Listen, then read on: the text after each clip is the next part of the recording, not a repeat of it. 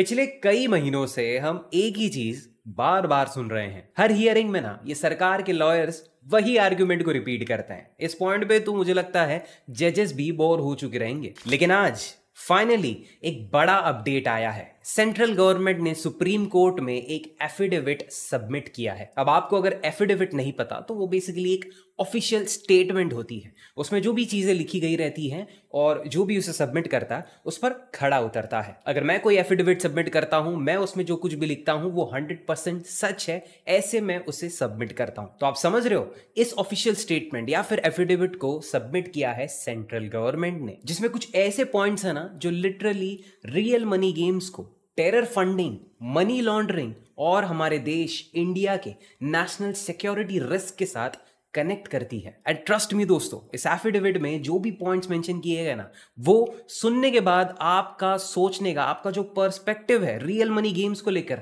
वो भी बदल सकता है। आप सोचने पर मजबूर हो जाओगे कि क्या रियल मनी गेम्स सच में इतनी डेंजरस है या फिर इन पर अननेसेसरी कीचड़ उछाला जा रहा है, इन्हें बदनाम किया जा रहा है। इस वीडियो के एंड तक आपको एक क्लैरिफिकेशन मिल जाएगी और आपकी जितने भी सवाल हैं उनके जवाब भी आपको मिल जाएंगे। बस एक सवाल का नहीं मिल पाएगा। अब वो क्या सवाल है मैं आपको आगे बताता हूं, तो चलो शुरू करते हैं वीडियो के साथ। नमस्कार दोस्तों, मेरा नाम आयुष चौधरी और आज मैं आपके साथ शेयर करूंगा 26 नवंबर की हियरिंग में क्या हुआ, क्या क्या चीजें हमें जानने को मिली, क्या छोटे मोटे बड़े अपडेट्स हमको जानने को मिले, वो सब कुछ मैं आपके साथ शेयर करने वाला हूं। और जो मैं शुरुआत से आपको बताते आ रहा हूं वो एफिडेविट, उसमें क्या पॉइंट्स मेंशन किए हैं, किस तरीके से रियल मनी गेम्स को इन बड़ी बड़ी गलत चीजों के साथ कनेक्ट किया जा रहा है और क्या मिसअंडरस्टैंडिंग है, वो भी मैं थोड़ी क्लियर करने की कोशिश करूंगा। अब सबसे पहले एक चीज क्लियर कर लेते हैं कि 26 नवंबर की जो हियरिंग थी वो नहीं हुई है। जी हाँ, ये हियरिंग नहीं कंक्लूड हुई क्योंकि लॉयर शायद एब्सेंट थे। 26 नवंबर की ये तारीख अब आगे बढ़ चुकी है 27 नवंबर को। तो टेंशन मत लो, हमको एक महीना नहीं, सिर्फ एक दिन का वेट करना है। बाकी आज क्या हुआ है वो जान लेते हैं और कल क्या होगा वो तो आपको कल पता चल ही जाएगा। सबसे पहले इस एफिडेविट में क्या चीजें मेंशन की गई हैं वो जान लेते हैं। देखो, यूजुअली जो भी पहली हियरिंग्स होती थी उसमें जो यूनियन गवर्नमेंट, सेंट्रल गवर्नमेंट के वकील हैं वो कुछ नॉर्मल इल्जाम लगा देते थे। कुछ ये बोलते थे कि हम बच्चों का फ्यूचर खराब हो रहा है, जो यंग बच्चे हैं जो थोड़े बहुत पैसे कमाते हैं या फिर उनको पेरेंट्स से मिलते हैं या जो कुछ भी है, वो पैसे यहाँ पर लगाकर बर्बाद कर देते हैं। अब ये तो छोटे मोटे क्लेम्स थे, लेकिन आज जो हुआ है ना, आज जो एलिगेशंस लगाए गए ना, वो बहुत बड़े हैं। सबसे पहले तो ये कहा गया है कि ड्रग ट्रैफिकिंग का जो पैसा है ना, वो इन रियल मनी गेम्स के थ्रू यहां वहां ट्रांसफर किया जाता है। मतलब ये रियल मनी गेम्स एक सोर्स है उनके लिए, पैसे कहीं से आते हैं, यहां पर घूमते हैं और फिर इन एप्स के थ्रू कहीं और ट्रांसफर किए जाते हैं। तो बेसिकली इनका कहना है कि अनरेगुलेटेड पैसा यहां पर आ रहा है। अब मुझे नहीं पता ये अनरेगुलेटेड कैसे हो गया, जबकि सारी पेमेंट्स जो होती थी, ड्रीम 11, लीग 11, जितने भी फैंटेसी एप्स जहां पर आप यूपीआई से पेमेंट करते थे, जिन्हें भी रियल बैंक्स, इंडिया की बैंक से पेमेंट गेटवेज मिलते थे, हर एक ट्रांजैक्शन पर उनको टैक्स भरना पड़ता था।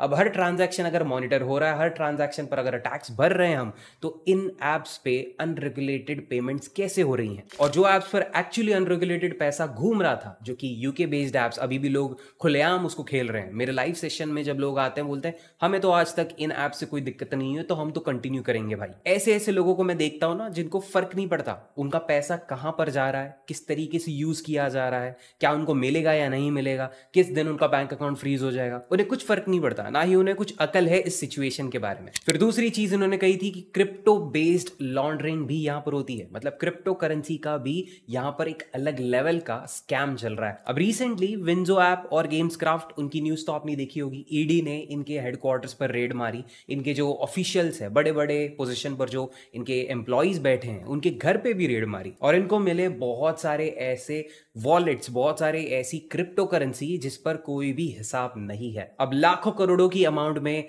अनरेगुलेटेड क्रिप्टो करेंसी आपके पास होना, ये तो ऑब्वियसली इलीगल बात है। और मुझे लगता है इसी रेड के बाद इन्होंने ये पॉइंट इस एफिडेविट में मेंशन किया था। और सबसे बड़ा पॉइंट इन्होंने मेंशन किया था कि म्यूल अकाउंट्स यूज किए जाते हैं पेमेंट करने के लिए। म्यूल अकाउंट्स बेसिकली वो होते हैं जो छोटे स्टूडेंट्स के, जो अभी अभी बने हैं, या फिर हाउस वाइफ्स के, जहाँ पर ज़्यादा पैसे ट्रांजैक्शन या पैसे यहाँ वहाँ नहीं होते, और रिटायर्ड लोगों के जो अकाउंट्स होते हैं, ऐसे ऐसे लोगों के अकाउंट्स इनको मिल जाते हैं, इन पर ये पेमेंट लेते हैं और इनसे पेमेंट करते हैं, ताकि आगे चलते हुए कोई भी अगर दिक्कत आती है तो पुलिस या फिर साइबर सिक्योरिटी इनको ट्रैक ना कर पाए। क्योंकि अकाउंट तो गांव में किसी एक बूढ़े आदमी का था और पता चला उस बूढ़े आदमी के अकाउंट से 3.5-4 करोड़ की पेमेंट कर दी गई है। और ये जो यूके बेस्ड एप्स है ना, ये लोग भी म्यूल अकाउंट्स का ही यूज करते हैं।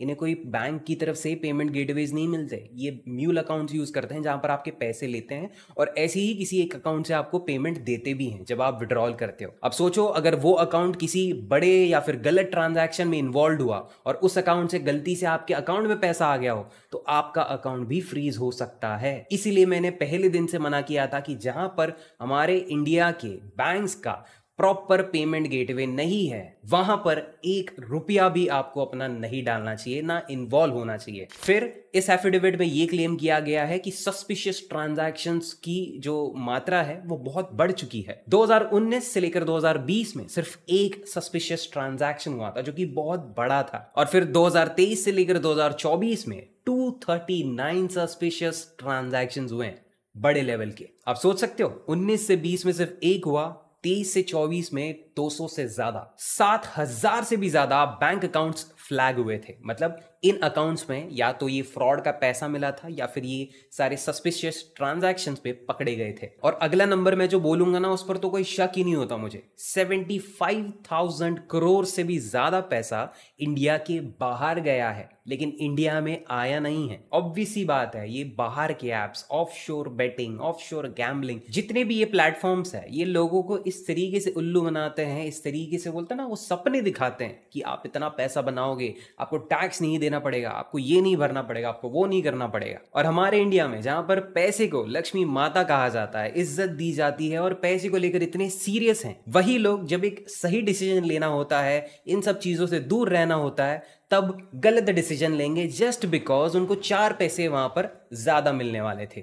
इस एफिडेविट में ना बहुत सारी चीजें मेंशन की गई हैं, लेकिन जो मैं आपके साथ शेयर कर रहा हूं वो थोड़ी ज्यादा सीरियस और ज्यादा इंपॉर्टेंट है। अब अगली चीज इसमें जो मेंशन की गई, इन्होंने लिंक की थी सोशल लाइफ के साथ, इंडियंस की सोशल लाइफ के साथ। कर्नाटका स्टेट में 2023 से लेकर 2025 जुलाई तक, अगस्त में बैन लग गया था और जुलाई तक 32 सुसाइड्स हुए थे। एक्चुअली सुसाइड्स बढ़ गए थे, उस वजह से इस बैन को थोड़ा फास्ट फॉरवर्ड किया गया था, इस पर तुरंत एक्शन लिया गया था। अब किसी ने ये नहीं पूछा क्या ये सुसाइड्स प्रोवो की वजह से हुई थी, क्या ये सुसाइड्स ड्रीम इलेवन की वजह से हुई थी, क्या वो उन रियल मनी गेम्स की वजह से हुई थी जो टैक्स पे कर रहे थे और जो रेगुलेशंस को फॉलो कर रहे थे। किसी ने नहीं पूछा, बस लोगों ने सुसाइड किया। मतलब इन लोगों की ही गलती, यही सारे इन्वॉल्व है इसमें। और सिर्फ कर्नाटका ही नहीं, तेलंगाना में हमको 20 केसेस मिले, तमिलनाडु में 30+ केसेस जानने को मिले, और फाइनली पूरे कंट्री में 45 करोड़ से भी ज्यादा लोग अफेक्टेड हैं, ऐसा इस एफिडेविट में क्लेम किया गया है। ड्रीम इलेवन के जो सीईओ है हर्ष जैन, इनका एक इंटरव्यू आया था जब बैन हुआ था, उसी के कुछ दिनों बाद उनका इंटरव्यू आया था जिसमें उन्होंने एक चीज क्लेम की थी, एक नंबर था, वो ये था कि 90% ऑफ ड्रीम इलेवन यूजर्स 10,000 रुपए से ज्यादा अब तक हारे ही नहीं हैं। कितने? 10,000 रुपए। मैंने अब तक कोई ऐसा केस नहीं देखा जिसमें उस इंसान ने कहा है कि मेरे 10,000 रुपए चले गए तो मैं अपनी जान ले रहा हूं। और इस एफिडेविट में पता है क्या क्लेम किया गया है? 20,000 करोड़ रुपीस से भी ज्यादा का लोगों का नुकसान हुआ है। कौन लोग हैं ये और कितना पैसा लगा रहे भाई? 20,000 करोड़ कितना होता है? यहाँ पर मेंबर लोग को 100-200 रुपए का कॉन्टेस्ट खेलने में मौत आती थी, ये 20,000 करोड़ कब चले गए? अब देखो कुछ साल पहले अगर आप देखते हैं ना तो ये जो बैटिंग या गैम्बलिंग वेबसाइट्स है इनका धंधा नहीं चलता था। जेन्युइनली आपको बता रहा हूं। क्यों? क्योंकि फैंटेसी एक्सेसिबल था सभी के लिए, कोई भी यहाँ पर अपना अकाउंट क्रिएट कर सकता है, जब तक वो लीगल एज और लीगल स्टेट का बंदा हो वो यहाँ पर अकाउंट क्रिएट कर सकता है, कुछ पैसे डाल सकता है और वो खेल सकता है। 49 रुपीज में 1 करोड़ जीतने तक की सपने यहाँ पर देख सकते हैं, या फिर आप डेली इन्वेस्टमेंट करो तो डेली आप प्रॉफिट्स भी बना सकते हो। तो जैसे भी और जिस भी तरीके से आपको खेलना हो, जिस भी तरीके से आपको पैसे लगाने हो, आप कर सकते हो। अब ये था फैंटेसी का सीन जो कि काफी ईजी था हम जैसे नॉर्मल लोगों के लिए, बट ये बेटिंग और गैम्बलिंग वेबसाइट्स इनको ना तो पेमेंट के लिए कोई तरीके मिलते थे। तो आज के बाद यही आती है कि फैंटेसी की वजह से ये बाकी जो भी प्लेटफॉर्म्स है जो इंडिया में लीगल भी नहीं है, इनकी कमाई नहीं हो रही थी जितना उन्हें लगता है होनी चाहिए थी। बट अब जब फैंटेसी बंद हो चुका है तो क्लियर कट इन्हें पूरा पैसा मिल रहा है। लोगों के पास कहीं पे भी पैसे लगाने का ऑप्शन नहीं है। लोगों की पैसे की भूख बंद होने नहीं वाली, खत्म होने नहीं वाली। तो वो कहीं ना कहीं खेलेंगे, कहीं ना कहीं अपने पैसे डुबाएंगे। और वो जो पैसे डूबेंगे तो ऑब्वियसली ये चीजों में तो ये बाहर के प्लेटफॉर्म्स माहिर हैं। और मैं आपको रियलिटी बता रहा हूं,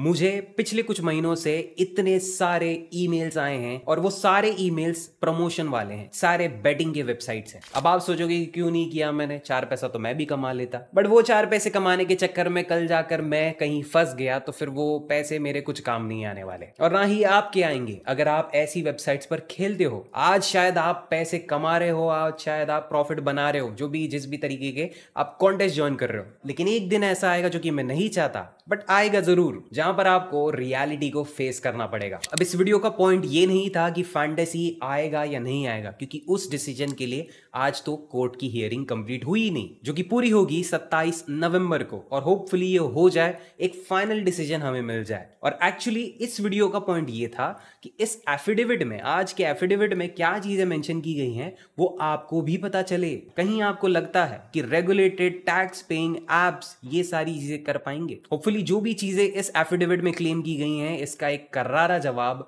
सारे ऐप के लॉयर्स दें और खुद का इनोसेंस, खुद की क्रेडिबिलिटी वो प्रूव करके दिखाए कोर्ट ऑफ लॉ में। बाकी दोस्तों, फिलहाल के लिए तो इतनी ही इंफॉर्मेशन मिली है, और इसी इंफॉर्मेशन के साथ अभी आपको कुछ घंटों के लिए बैठना पड़ेगा, और कुछ घंटों बाद जब कोर्ट की हियरिंग शुरू होगी और एक्चुअल कोई डिसीजन आएगा, तब मैं आ जाऊंगा और आपको समझा दूंगा कि तब क्या हुआ। तो तब तक के लिए थोड़ा वेट कीजिए और चैनल को सब्सक्राइब करते हो जाना, क्योंकि अगला वीडियो और भी इंपॉर्टेंट रहेगा और वो आप बिल्कुल मिस नहीं करना चाहोगे। लेट्स होप हमारे फेवर में डिसीजन आए, और let's hope real money games के फेवर में डिसीजन आए। यहां पर हमारा फायदा नहीं है, यहां पर लोगों का नुकसान होने से हम बचा सकते हैं, क्योंकि कल जाके अगर actual real money games ban हो जाते हैं कंप्लीटली, तो बाहर के वेबसाइट्स को तो वैसे भी कोई रोक नहीं पाएगा और ना कोई रोक रहा है, तो उनको तो वैसे भी बढ़ावा मिल रहा है और वो तो पैसे और कमाना शुरू कर दिए हैं। तो देखते हैं किसके फेवर में या फिर किसका भला या किसका नुकसान होता है। बाकी मेरा नाम आयुष चौधरी, मिलूंगा मैं आपसे अगले ही ऐसे इंफॉर्मेटिव वीडियो में। तब तक के लिए take care and bye bye. चलो दोस्तों।